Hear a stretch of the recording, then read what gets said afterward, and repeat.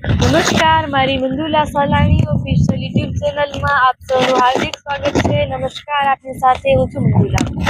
આપણે હમણાં જોયેલું હતું કે કચ્છના રાપર તાલુકામાં જે ચોમાસું 4 ઇંચ જેટલું વરસી ગયું, એટલે કે ખૂબ સારું એવું ચોમાસું થયું. પરંતુ એ ચોમાસાએ બપોર પછી ખૂબ વધારે જ સ્વરૂપ ધારણ કરી લીધું અને ચોમાસાના લીધે જે આગામી 2 કલાકમાં વરસાદ વરસ્યો તેના લીધે 8 ઇંચ જેટલો વરસાદ વરસી ગયો. એટલે તમે વિચાર કરો કે 2 દિવસમાં વરસેલો વરસાદ એ 2 દિવસમાં કેટલો બધો પરિવર્તિત થઈ ગયો. આ વાતને લઈને અત્યારે તમે જે દ્રશ્યો જોઈ શકો છો કે અત્યારે ખેડૂતોના ખેતરમાં પાણી ભરાઈ ગયેલું છે.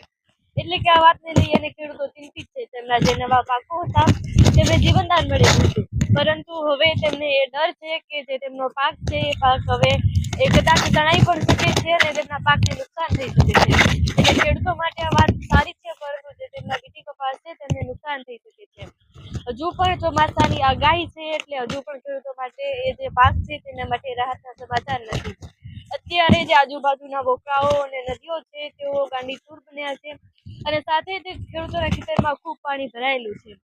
અત્યારે જે દ્રશ્યો છે તે આપણને કંપાવી દે છે, કારણ કે આજુબાજુના અત્યારે અહીંયા જે ભૂટકિયાવાડી વિસ્તારના રાપર તાલુકાના જે દ્રશ્યો છે ત્યાં ખેતરોમાં લગભગ બધા જ ખેતરોમાં પાણી ભરાયેલું છે. તે બીટી કપાસ એ બધા અમુક જ ખેતરો નથી કે જેમાં બીટી કપાસ નથી નહીંતર તો બધે જ બીટી કપાસ છે. એટલે ત્યાં ખૂબ વરસાદ વરસ્યો અને તેના કારણે હવે ખેડૂતોને ખૂબ ડર લાગી રહ્યો છે. આ એક ખેડૂતનું ખેતર છે, પરંતુ આવી જ રીતે અન્ય ખેતરોમાં પણ ખૂબ પાણી ભરાયેલું છે. અત્યારે ખેડૂતોએ જોતા પૂરતું જ ઘરથી બહાર નીકળવું જોઈએ, કારણ કે અત્યારે જે આ નદી નાળાઓ ચાલી રહ્યા છે તેના લઈ અને તેમાં તણાઈ જવાનો પણ ડર રહે છે.